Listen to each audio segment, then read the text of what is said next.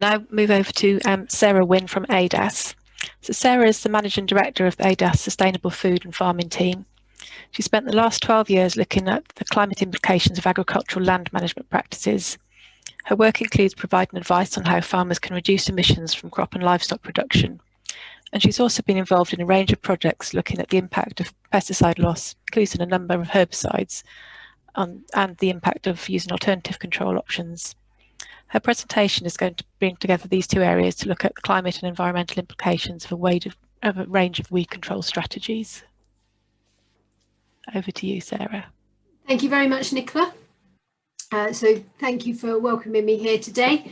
So as Nicola said, I'm going to talk a little bit about the carbon impacts of weed management. And Sean gave me quite a good introduction to some of the impacts that we've seen in terms of a changing climate and why it's important to recognise that all of our actions potentially have a consequence, and we're looking for ways to try and reduce the overall impact of what we do.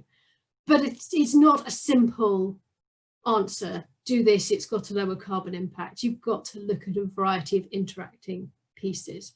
So we'll go through and we'll talk about some of the different aspects of weed control. So we're going to look at three broad categories of weed control and look at some of the implications. So we'll have a look at tillage, look at herbicides, and then also some of the alternatives. We'll predominantly focus on the carbon impact, but we'll also occasionally touch on some of the wider impacts as well. So when we're talking about the climate impact of tillage practices or other weed control practices, what is it that we're actually looking at? Well, the predominant area that we'll focus on really is around the fuel usage.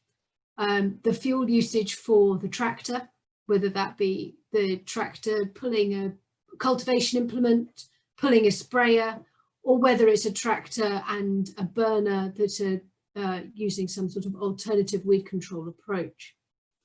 And basically, the more soil you move around, the higher the emissions, and the more fuel you burn, the higher the emissions. There are also embedded emissions associated with the manufacture of any chemicals that are used. And there's also the impact on soil carbon to consider. The exposure of soil to oxygen causes oxidation of the carbon that's present and the release of carbon dioxide. So we've got a whole bunch of interlinked, related things that are going on when you're looking to manage your weeds. So if we start first by looking at tillage, and we start with inversion tillage, so ploughing, heavy cultivations, deep cultivations. And when we're looking at ploughing, it's got certain benefits in association with the weeds that it's able to control. It's able to bury weed seed at depth. It reduces your need for herbicides, but it does require a lot of soil to be moved. So when we look at it from a carbon perspective, it results in the requirement for high levels of fuel consumption. There's potentially increased risks around compaction, etc., with multiple passes from the tractor, which can then increase the fuel requirements because dealing with compacted soils requires further fuel. And if you're using heavy cultivations on a regular basis, there's also the risk that you're gradually depleting the carbon that's in the soil. And we'll touch more on the carbon in soil in the following slide. If we then look at something like a minimum tillage approach, there's a slightly greater need for herbicides because you're not managing to bury all the seeds in the same way that you have achieved with your plough-based cultivations. But it does use a bit less fuel. You've got fewer passes potentially, and you're certainly moving soil around less, depending upon just how much tillage you do. So some minimum tillage systems are a whiz in with a single pass and then you go through with a drill. Others seem to go through multiple times. So the more times you go through, the higher your carbon impact will be because you're burning more fuel. And then if we look at direct drilling, Here you've got a even lower usage of fuel to complete the drilling process, but it's not really providing you with a huge amount of weed control. You're very much reliant upon a herbicide in order to achieve that.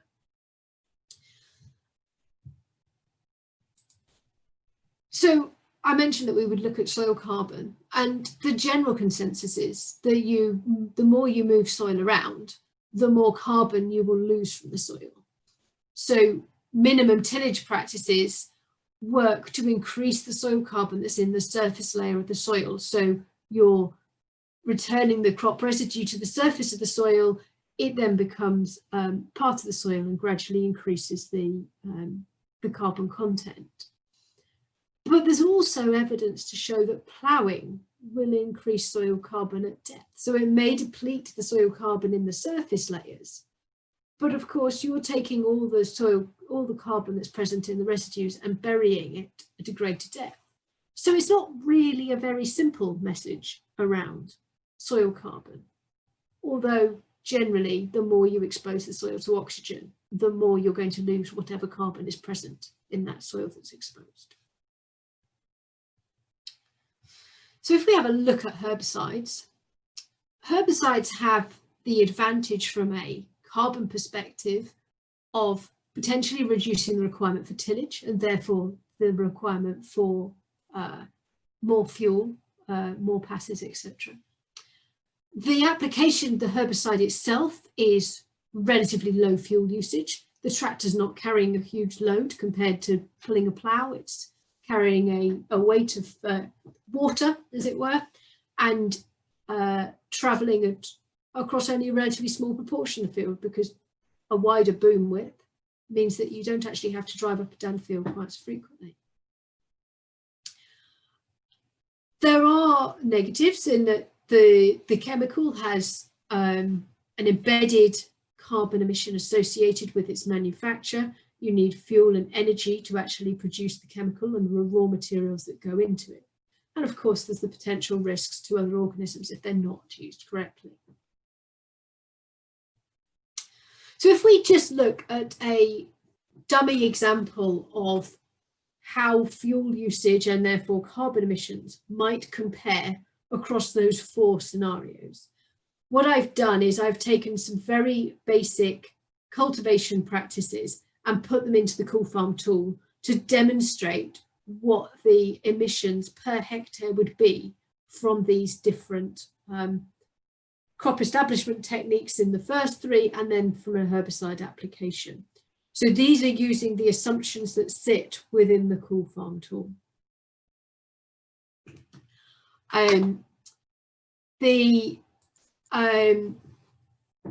The highest level of emissions are associated with the inversion tillage, so the plough-based tillage. And in this practice, what I've done is I've assumed one moldboard ploughing pass and then 2 power harrow applications. And you can see from those emissions on the left just how much fuel and therefore carbon emissions are being lost from those sorts of establishment approaches. And when you compare that to a no-till system where you have a single pass of a direct drill, there's a significant reduction in the amount of carbon needed to establish that crop.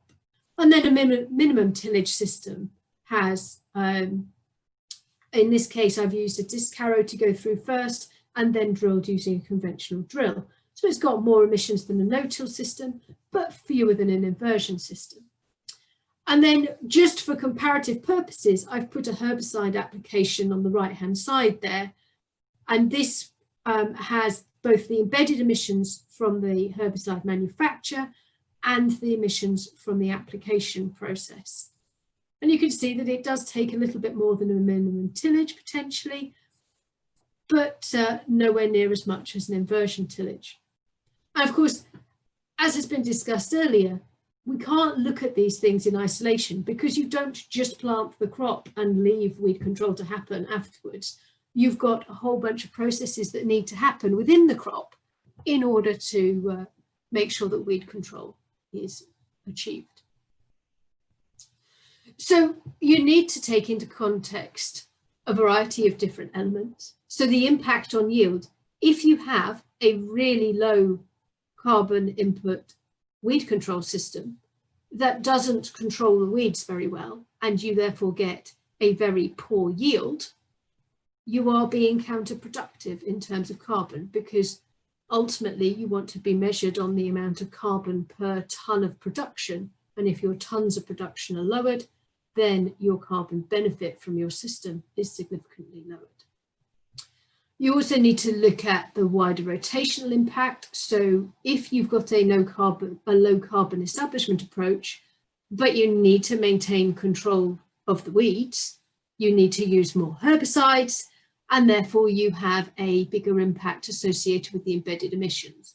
And here, for a very simplified cartoon version, I've basically said that in the inversion tillage, that's what it would look like if you applied 1 herbicide, in a no-till system if you applied 3, and in a min-till system if you applied 2 applications of herbicide.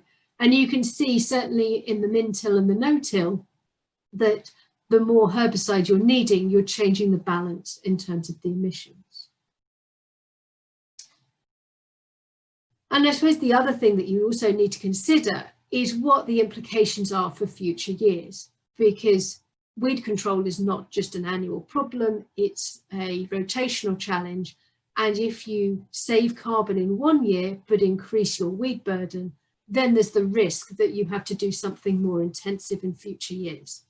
So it's very much a balance of how can you manage the weeds and what implications will it have on the carbon. So let's just look at a few of the alternative weed control approaches. So you've got things like the use of thermal weeding.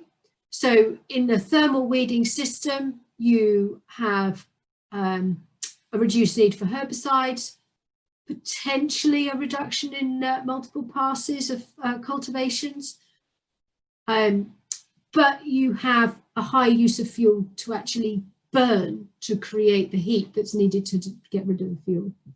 You've also got wider implications for soil biodiversity, and it can have an impact on soil carbon as well. And depending upon where it's used in the system and how frequently you need to use it, this can actually end up producing a much higher emission than the cultivation approaches. Electrical weeding, you've got fuel emissions associated with the passes from the tractor. You need the power to fuel the weeder, so whatever format that is taking.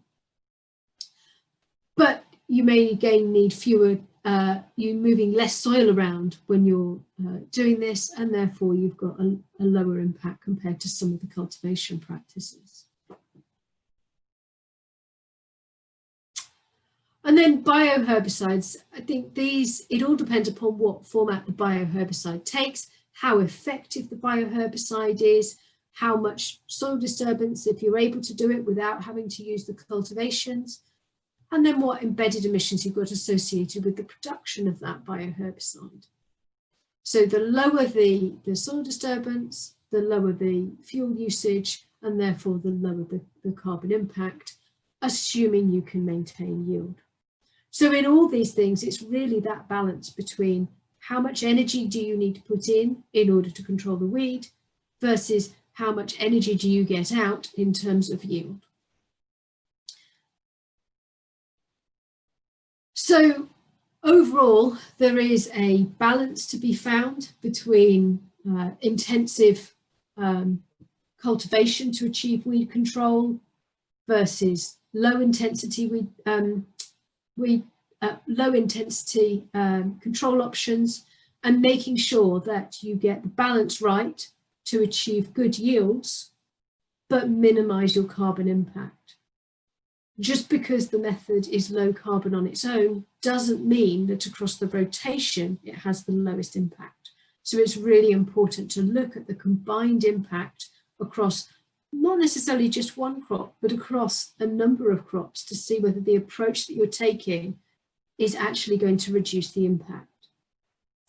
The end goal is to reduce inputs whilst maintaining and increasing carbon storage within the soil. So also looking at ways that you can help promote that carbon storage in the soil. is really important. Thank you very much.